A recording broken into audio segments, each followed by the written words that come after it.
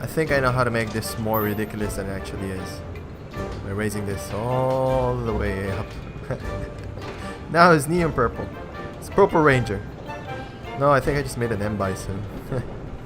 Yo hunters, it's Ruin here. And I'm about to share with you some of my endgame builds for the Charge Blade. With these builds, I try to focus on the armor skills and the charms. That way it'll be easier to emulate. Keep in mind that depending on your decorations, there will be some variations. Let's get started, shall we?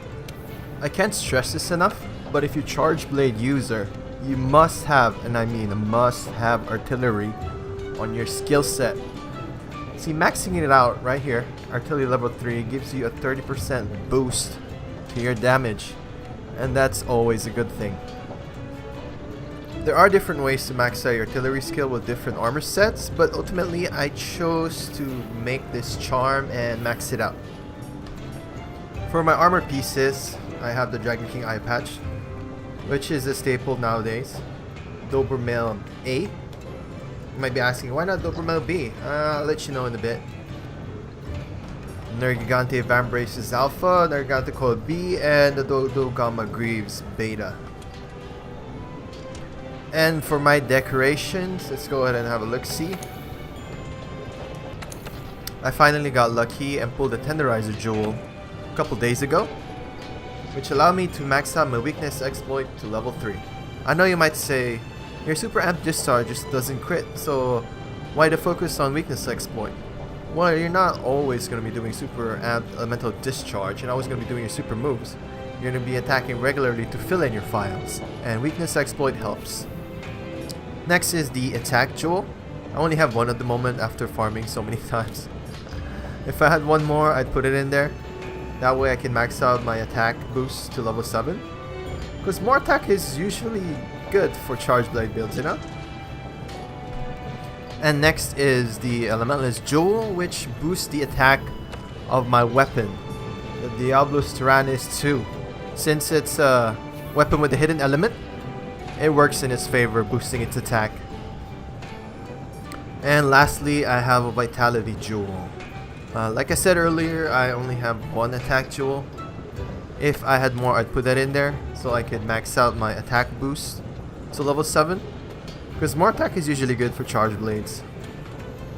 And here is what the set looks like. Oh my, look at that. And if you try to color it, that's where it all shows. I chose red because red is for power. And here's what the complete armor skills look like. You have your attack boost level 6, your weakness exploit level 3. Like I said earlier, if I had one more attack jewel, I'd put that in there to max it out. Artillery level 3, that is a must. Agitator level 2, this is from the Nergigante Braces. I tried to play around with this, switching it with focus instead to charge my files faster, but really it charges really fast without it. I just opted out for more attack instead. Health boost because I have that one Vitality Jewel in there. As soon as I get my one attack jewel, I'd switch it out. Pronto, you know? Next is the capacity boost. This helps your super move a lot. You have 5 files at the moment. By adding this, you get 6. And once it discharges all 6 of those, of course you get a little extra attack. Mushromancer is a really good armor skill because eating a blue mushroom is almost instantaneous than just drinking a regular potion. Hands down. You know? And I believe the Dobermail does have a better jewel slot. I think it's a level 2 or level 3. But at the moment, this is what works best for me. And in the future, if I have better jewel, then I might switch out to that. At the moment, this is what works best for me. And that has been my build. Hope you like it. Hey, do you want to see bonus build? Did someone say bonus build? Yes, that's an M Bison reference. And I can't stress this enough. Artillery level 3 on Charge Blade builds. As for the head, I have Rathian Helm Beta, Diablos Mail Beta, Kaiser Vambraces Alpha, High Metal Cold Beta, and Rathalos Greaves Alpha.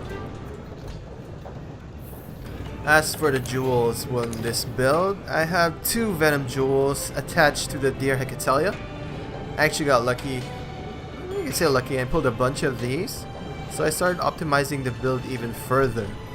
Instead of having Venom attack on my armor sets, I just attached it to the weapon instead.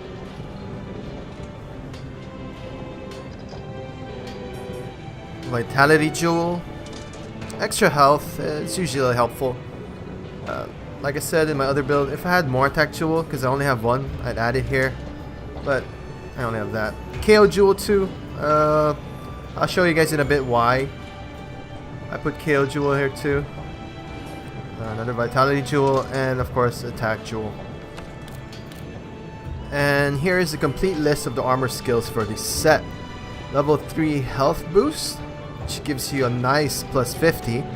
The helm already has +1, so just adding 2 more maxes it out. And extra health is usually not bad. It's helpful, you know.